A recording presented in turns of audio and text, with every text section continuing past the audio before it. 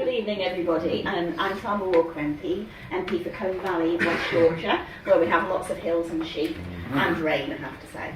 I'm also John McDonnell's Parliamentary Private Secretary, and I'm hoping that John will be joining us sometime through this session. In which case, if he walks through the door, I'll let him just take over. So, first of all, I do apologise for not being John. But what I don't apologise for is I'm a member of the Education Select Committee, and I was also, before being elected to be an MP, I was a teacher and head teacher for 34 years. So I'm absolutely delighted to be here with you and a part of this conversation with you, and hopefully future conversations, because neurodiversity and inclusion is something very, very close to my heart. As a teacher for 30 odd years, I worked so hard to have an inclusive classroom and to have a whole child education. And as a head teacher, I worked so hard with staff and children and parents to have an inclusive school. And one of the things that I did as a head teacher was when we were planning the curriculum, when we were planning activities, we used to do a preferred learning styles audit. And we were one of the few schools that did that and did this. And what we did was we started with the staff about how they preferred to teach and how they preferred to learn, because very often that had an impact on what happened in the classroom. Because if you had a teacher that was very kind of didactic, very controlled, very formal, obviously within a class of say 34 or so, each and every child and young person is different and has that preferred learning style. And so you may have heard of VAC, which is the visual, auditory, kinesthetic, and preferred way of learning. And so we used to find out about each child in the school. We asked them the questions and we talked to them about, how do you prefer to learn this? Do you prefer to go outside and do this? Or would you prefer to sit with a partner and do this? Or would you prefer to listen to something? Would you prefer to do it? So we used to do this VAC audit, and it was so important to do it with the teachers so that we knew how the teachers preferred to learn, and that tailored how they taught. And so, as I say, this is something that's very, very dear to my heart in terms of having that whole child inclusive education in schools. So, what do we say then in terms of a SENCO in a school? What do we say to the staff in that school about how do you make learning, how do you make life inclusive?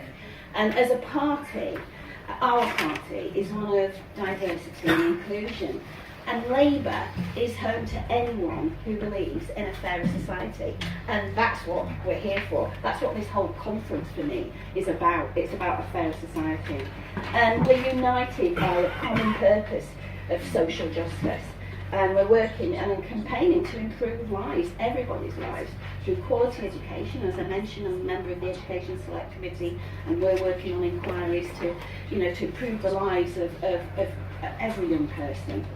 Meaningful employment, which is fully funded, and accessible healthcare as well, because it's all joined up, isn't it? It's not just about what happens in schools, it's about the nature of our healthcare, it's public health as well.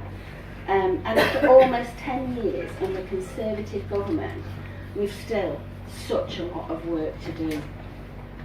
So there's also so much to say about the effect austerity and Conservative policies have had on our schools, and I could talk for an hour just on the schools, but it's on hospitals and it's on our whole communities. But in particular, they've had a very real and devastating impact on those with disabilities who are neurodiverse or have special educational needs. And as a SENCO, as I say, that's very close to my heart. I was a SENCO for 12 years, and actually, working with local authority officers and trying to get that funding and trying to get that support for families and for children was one of the biggest challenges as a teacher and head teacher and a SENCO. In some areas, and you'll know about this, diagnostic services are sparse. Services to support those who are diagnosed have been victim of financial pressures, and too often help has only been given after someone has been left until they are in critical need. NICE guidelines say that assessments for autism should take place within 3 months of the referral. Well, I've got people and families coming into my advice surgeries and they've been waiting 18 months sometimes. And you'll have your own stories to tell, I'm sure, about that.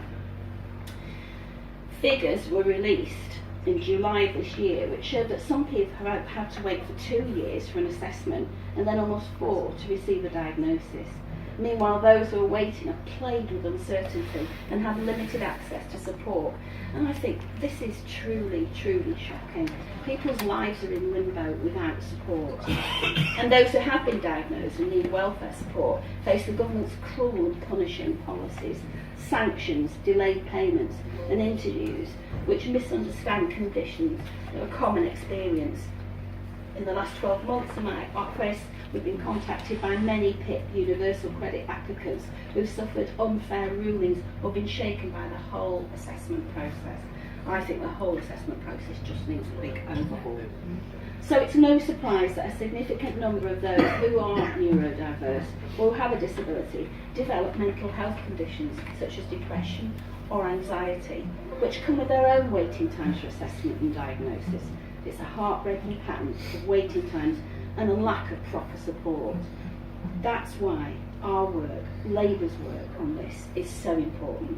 There needs to be a better understanding of the issues faced by people who are neurodiverse and a developed approach to put into action when, and remember, when a Labour government is elected, to deliver inclusive change in all areas of life, from employment to education to housing and beyond. Today, I want to hear from you about the barriers to equal participation which have limited the neurodiverse population in society, education, healthcare and work. Your experiences, your thoughts, your concerns. I want to hear about how our manifesto would benefit communities, families and individuals, how these changes would overcome barriers, giving everyone the best chance in life regardless of their circumstances. We're here to listen to you, to your voices and the voices of the neurodiverse population across the UK. I agree with the slogan, nothing about us without us. I think it's perfect. It's a principle to prioritise the voice of the neurodivergent people in the development of policies and changes to improve diagnosis and provision. It's imperative that Labour's plans for inclusive change on neurodiversity are informed by those affected the most. So I look forward to hearing more throughout the course of this session. Thanks very much.